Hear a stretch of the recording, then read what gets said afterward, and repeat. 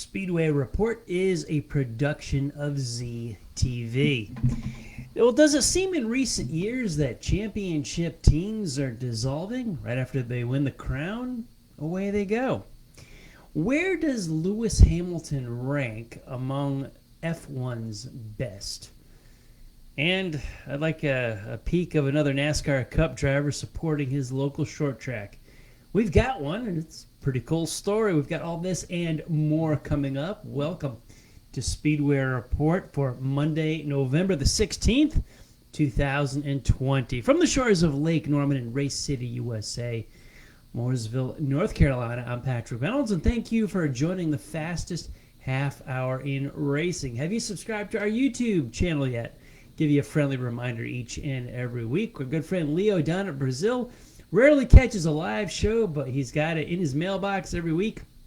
We chat online when he gets caught back up with the broadcast. Leo, when you watch this, always good to see you, my friend. Thanks for being here each and every show.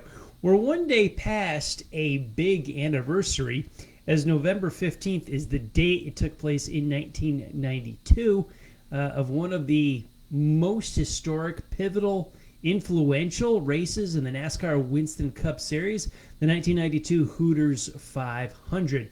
Atlanta Motor Speedway, a 5-driver championship shootout under the old Lafferty system. Not a playoff system in sight, I might point out to you. You didn't need them back then. You don't need them today either. It was Richard Petty's swan song as a driver. Some young kid named Jeff Gordon made his Cup debut. Just a spectacular day, Atlanta Motor Speedway. Well, one day, November 15th, that clicks back every year. It was very cold, and I still have my program, my event t-shirt, and my ticket stub from that day. No, none of them are for sale. Oh, the memories that we make along the way in this crazy world of auto racing. Getting deep into the calendar year, it's been a crazy 2020. I don't need to rehash that. But in spite of that, we have some results still to go, as I think with some rescheduling here, we're going to have a Victory Lane lap well into the winter months. Hopefully, it'll bookend the season right around, I've done it for years. I think I've missed only 1 week in the past 4 or 5 years where I could not find any race results to share with you on a weekend that wasn't like Christmas or something like that. But let's see. We were in Istanbul yesterday morning for the Formula One circus. Lewis Hamilton won the race and clinched his 7th world championship. Aha, not so fast. There's much more to it than just a Mercedes runaway that we're used to. We're going to talk about that tonight. International Motorsports Association finished up their year with the 12 hours of Sebring. Originally scheduled for March. We all know what happened. They just ran it this past weekend. Mazda's Jonathan Bomarito, Harry Tinknell, and 2014 Indy 500 champ Ryan Hunter-Way were your co-drivers winning at the 12 hours of Sebring. USAC's Midgets were in Santan Valley, Arizona this past weekend, Friday night. Tanner Thorson won the A-Main, and Buddy Kofoid won Saturday's feature. Riverhead, New York, on the quarter mile, we paid homage to the 1/5 mile Islip Speedway. Long gone, now a cookie factory, and Matt Dillner will not eat cookies from there any more than I will shop at the Danbury Fair Mall. Just not going to happen. But the Islip 300 took place at Riverhead, and NASCAR Cup star Ryan Preece returned to his roots on the pavement modifieds and won the 300-lap feature race. And in late model racing, the Governor's Cup annual big race in New Smyrna, Florida, Bubba Pollard won that in a very hot race yesterday afternoon. Let's talk about the 12 hours of Sebring and a Dynamite Championship battle. Pretty good season for IMSA. I think what they could do and what they salvaged, they were as successful as any racing series this year with the COVID-19 mess that we all had to deal with. Had a great championship battle right to the finish, and there were fans on hand at the runways at Sebring, which was good to see. Not fully, not packed house, but a limited number, which, oh my goodness, is such a good step in the right direction. Down in Florida, they're just different rules from state to state. Florida largely relaxed and it was good to see the fans in Sebring. Good news is you had to wait this long for the 12 hours of Sebring, but right now you only have to wait until March for the next one, which traditional date right around St. Patty's Day down there in Florida.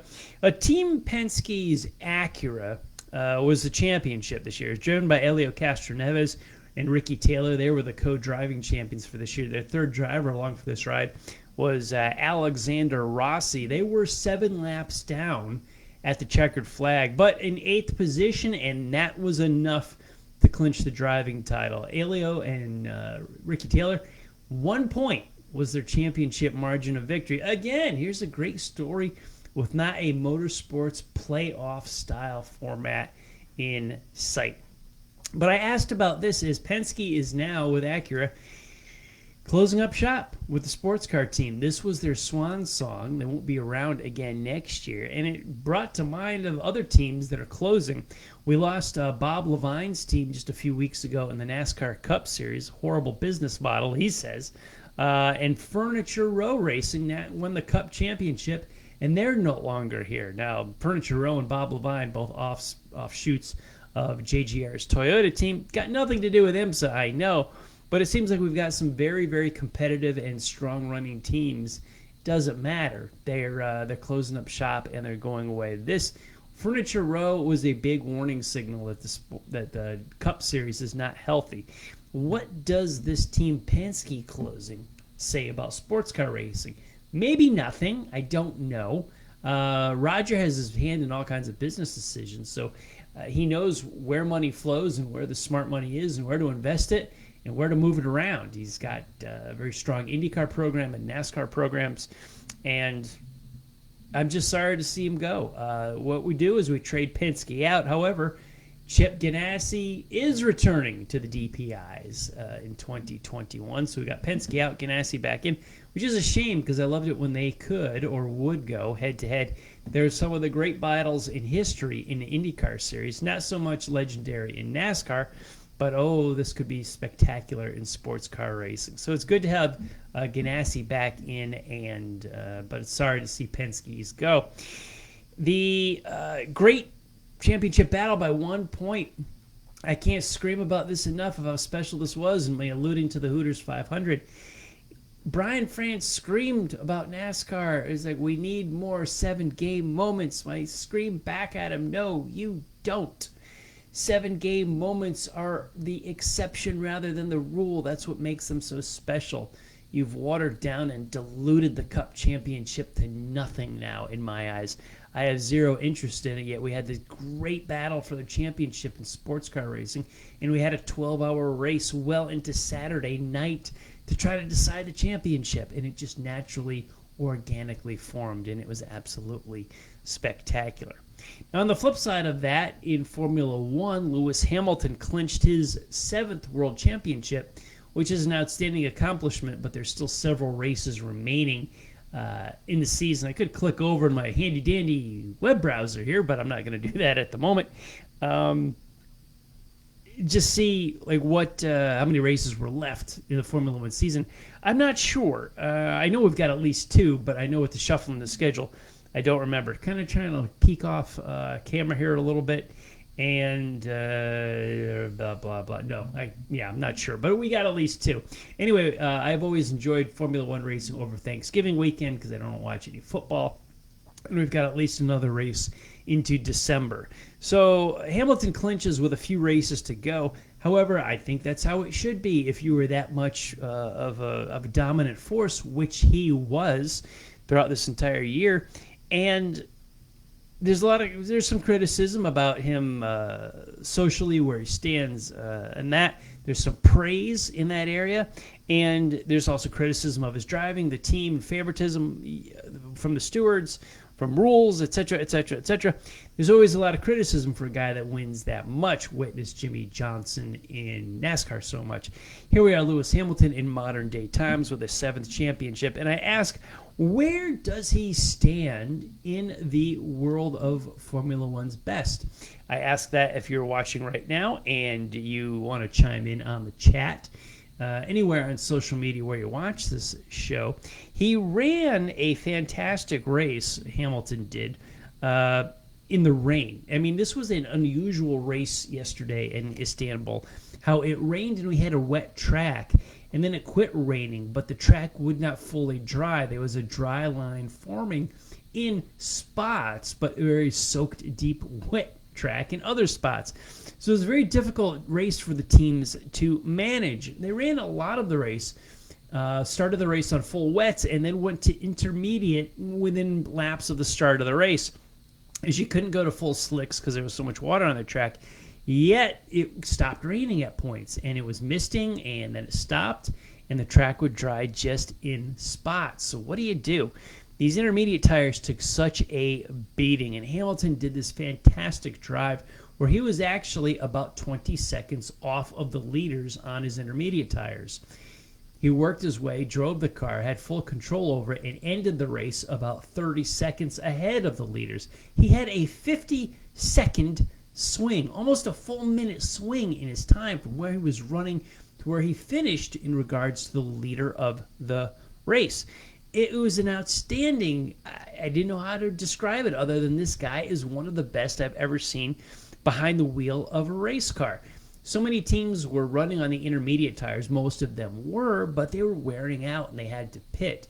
Hamilton stayed out, and at the end of the race, you saw a good camera shot of the tires on his car, and he was essentially on slicks, and he was still pulling away from the field as they had fresh intermediate tires. He had worn out intermediate tires. They were slicks in the water, and yet he could still pull a distance on these guys. I rang the bell and waved the flag for Chase Elliott years ago when I watched him win a late model race up at North Wilkesboro Speedway, and the pavement was absolutely worn out, and he knew how to manage his tires and the throttle and had full control of the car. These are the guys that are the exceptional ones in all of racing, and that's what I saw yesterday out of Lewis Hamilton and his tire management and what he could do with worn out tires on a car.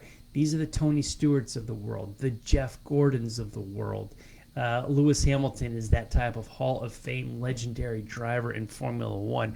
Love him, hate him, criticize him, think he's the best, whatever. He put on a clinic on how superior he is behind the wheel of a race car yesterday in Istanbul. I just, all time, where do you think he winds up? Give me a comment. Talk to me about this one. Wherever you're checking this out on social media, hit me up. And I want to know, here's where I think Hamilton is.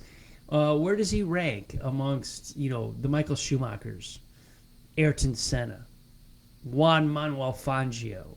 Where do we go? Is Hamilton better than all of them? Not so much. In the days we've got so much computer control technology nowadays.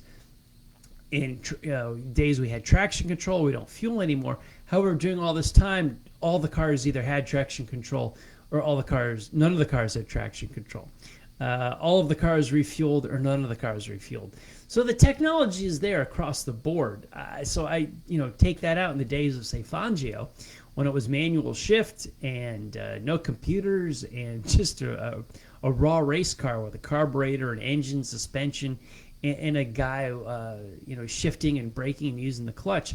Now with the onboard computers and so much telemetry and diagnostics today, but all the teams have them. So that, to me, has throughout the decades, throughout the generations, have kept drivers on an even level with one another. It's tough to compare drivers, generation to generation. Like, who is better, Hamilton or Fangio? I don't know. 2 different times. Who was better, Petty or Earnhardt? I don't know. 2 different times. It's tough to decide. Castro Neves or Al Unser. I don't know.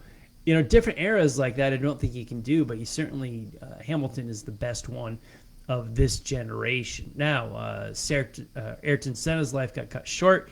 Michael Schumacher's retired. His sad ending as he recovers at this point in his life, but just an immense career. Still a different time and a different era, never racing head-to-head like that. I don't think they did anyway.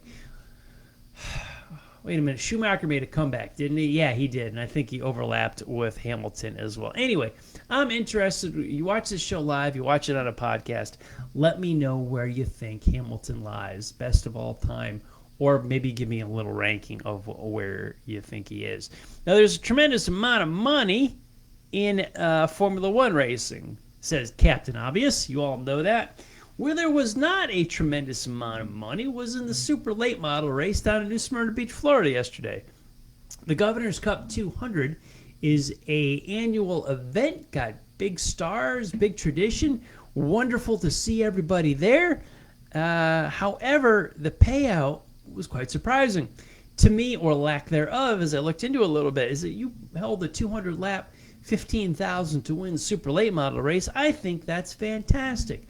I looked at the purse a little bit, and we're down to second place of $7,500. Still not bad, but oh, wait, there's more. Third place was only $3,000. Fourth place, $2,000. Fifth place, $1,200. And we dropped to seventh place at $800. And then at eighth place, on back through the rest of the field, was only $700 for a 200-lap super late model race when we began with $15,000 to the winner. Man, that is what we used to call a Dolly Parton type purse in the old days. That's kind of harsh. And I don't know, man, that might be a race where you may want to work on your car a little bit more for either the Thanksgiving race coming up at Southern National Speedway or the big one, the Snowball Derby, coming up in 2 weeks, 3 weeks now, in Pensacola, Florida in early December. But I was just shocked at how badly that, you're down to sixth spot and $1,000. And then eighth place was only $700, and then through the rest of the field was just that.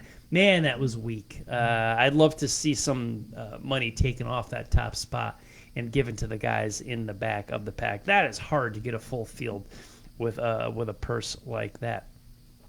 In short track racing, what we have seen so much over the last about 10 years or so is Kyle Busch dedicated to the future of the sport. He's got his truck team, and he's got a very strong short track program with late models, and he races a lot himself. Those cars go out for other folks as well. They do a great job like that, and Kyle, another one of those polarizing figures, love him or hate him, he gives so much back to short track racing, supports it, sends his teams, drives a lot himself. And what we saw in that spirit was Ryan Preece's effort at Riverhead, New York over the weekend in the iSlip 300. Great to see. I wouldn't call Preece's frequency and in short track racing and the amount of cars he enters in modified racing, not compared to Kyle Busch. However, it's a dabble in it, and for a Cup guy to do that, well, it's pretty rare these days. I think it's fantastic that Preece did that, and boy, my brain is taking off here. Ryan, why don't you do that and be like the Kyle Busch of modifieds and have a full-time team, couple teams, race through them? I don't know. Do you want to dig in your pocket with the Cup salary and get some sponsors and put those modifieds to work, and then you have a ride and you get other guys in there? I don't know. I'm just talking. But anyway, I love what Kyle Busch does with pavement late model racing, and I thought what Preece did up at Riverhead, New York was good for modified racing. I love it when the Cup guys give back to their roots, invest in the dollars, and keep the sport going. There's nothing like it. Let's talk about our Speedway Report Racer of the Week. Probably not too much of a surprise. Saw a lot of action over the weekend, but I talked about him a lot tonight. The tremendous drive, gosh, I don't know how else I pick anybody but Lewis Hamilton this week for this drive that he did in Istanbul. A seventh world title, but just even beyond that, how he did it and with the drive he did in the rain. This is not a typical Mercedes event where Hamilton starts on the pole, leads every lap, and no one has a shot at him. He won this race, came from sixth on the grid. If you get a chance to watch a replay of the race, it's well worth the 2 hours of your time to see the strategy, how the race unfolds in the rain, the decisions the teams have with the tire changes, what they do with that and how they make their decisions. And then what really stands out is Hamilton's drive through this with these worn-out tires and still pulled away from guys that had brand new tires. Istanbul Grand Prix 2020.